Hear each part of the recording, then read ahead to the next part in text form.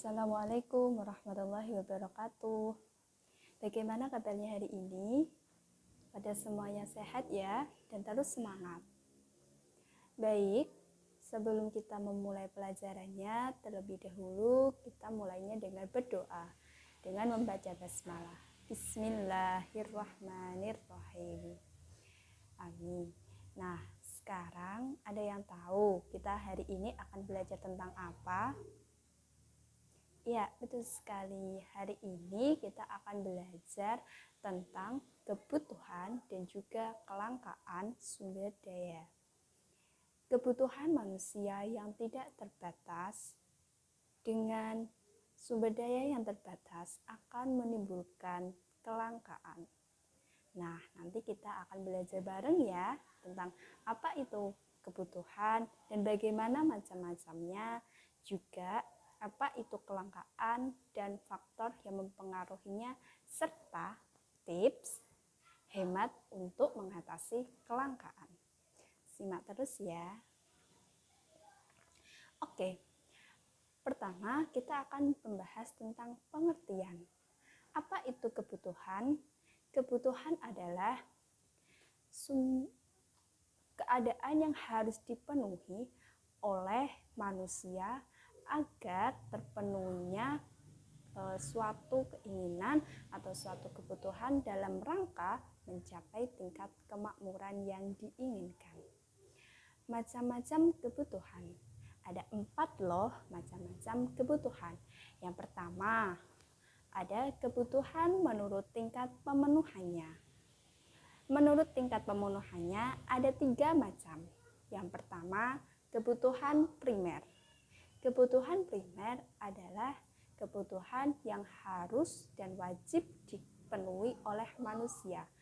Pertama, ada kebutuhan primer. Contohnya sandang, papan, dan pangan. Kedua, kebutuhan sekunder adalah kebutuhan yang setelah kebutuhan primer terpenuhi. Apa contohnya kebutuhan sekunder? Nah, ini ada contohnya. Ada kipas, ada televisi. Dan yang ketiga adalah kebutuhan tersier. Adalah kebutuhan barang mewah yang sifatnya adalah tidak menjadi kewajiban bagi manusia. Contohnya mobil mewah. Oke, sudah membahas tentang pengertian dan macam-macamnya. Sampai sini sudah paham ya? Kita lanjut. Yang kedua, menurut sifatnya, ada kebutuhan jasmani dan kebutuhan rohani. Kebutuhan jasmani adalah kebutuhan yang sifatnya bersifat jasmani atau sifatnya badan. Nah, contohnya adalah olahraga. Kedua adalah kebutuhan rohani. Kebutuhan rohani adalah kebutuhan yang harus dipenuhi agar merasakan ketenangan dalam jiwanya. Contohnya adalah beribadah kepada Allah. Dan yang ketiga adalah kebutuhan menurut subjek. Apa saja kebutuhan menurut subjek itu? Pertama, kebutuhan perorangan. Kebutuhan perorangan itu adalah kebutuhan yang hanya dipenuhi oleh individu atau individu yang lain. Contohnya, adalah makan, minum, dan sebagainya. Yang kedua, adalah kebutuhan bersama. Adalah kebutuhan yang sifatnya dimanfaatkan secara bersama-sama. Contohnya adalah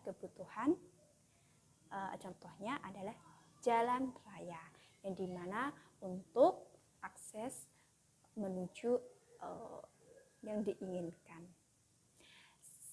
Nah, sampai sini sudah paham? Kita lanjut ya.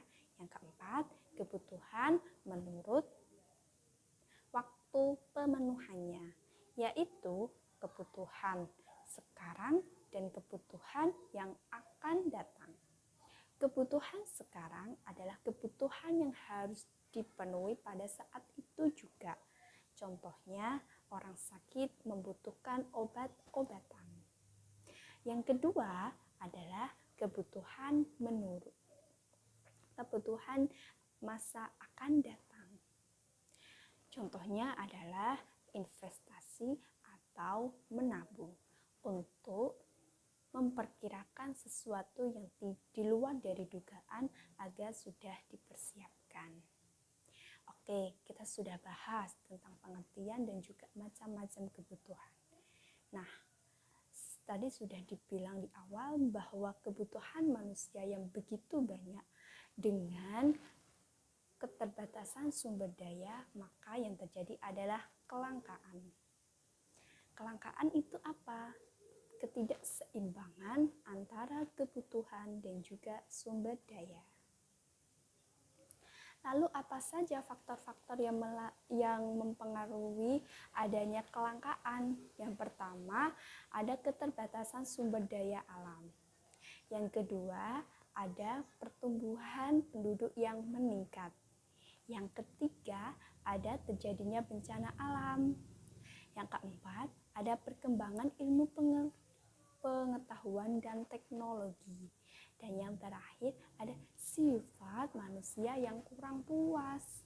Jadi, ada faktor-faktor intern dan juga ekstern yang digabung itu menjadikan kelangkaan. Dan yang paling mendasar adalah sifat manusia yang mudah untuk tidak puas atas apa yang dimiliki. Semisal ada uang 1.000, dia nggak puas. Ada uang 1.000 dan 10.000. Uang 1.000 dia cukup untuk membeli sabun misalnya. Tapi ketika dia ada uang 10.000, dia nggak akan cukup beli sabun. Dia akan beli barang-barang yang lain. Nah, itu namanya keinginan. Dan keinginan tidak wajib harus dipenuhi ya. Oke, apakah sudah paham semuanya? Oke, selanjutnya kita akan membahas tentang tips mengatasi kelangkaan. Nah, di sini sudah dijelaskan bahwasanya tips mengatasi kelangkaan adalah tadi kita sudah membahas tentang pengertian dan macam-macam kebutuhan, juga pengertian dan faktor kelangkaan. Selanjutnya yang kita akan bahas adalah mengenai tips mengatasi kelangkaan yang bisa dimulai dari diri sendiri. Apa saja itu? Yang pertama adalah menabung. Sikap menabung sangat baik untuk kita terapkan, apalagi di usia yang masih muda. Kita sudah bisa memperhitungkan apa yang akan terjadi nanti. Maka dari itu kita harus menabung ya, agar siap sedia dalam menghadapi sesuatu yang tidak pernah terduga. Dan yang kedua adalah hindari perilaku konsumtif. Kenapa harus dihindari? Apa kita tidak boleh mengkonsumsi? Boleh, asal secukupnya. Jangan sampai kita terlalu berlebihan dalam mengkonsumsi sehingga yang terjadi adalah perilaku konsumtif. Ya. Oke, yang ketiga adalah mulai berwirausaha. Saat ini dengan kemudahan teknologi yang kita masih bisa menikmati, maka kita juga harus memanfaatkannya dengan yang lain. Contohnya adalah kita berwirausaha. Banyak kan platform digital untuk berwirausaha. Nah, itu kita bisa manfaatkan meskipun hanya di online shop. Itu adalah awal untuk kita terus meningkatkan perekonomian yang dimulai dari diri sendiri dan juga untuk mengatasi adanya kelangkaan. Nah, itu yang bisa saya Ibu sampaikan tentang pembelajaran kali ini. Semoga mendapatkan manfaat dan terus jaga kesehatan ya. Semoga apa yang kita pelajari ini terus bisa bermanfaat. Akhir kata, Allahumma fiqil aqwamit thoriq. Assalamualaikum warahmatullahi wabarakatuh.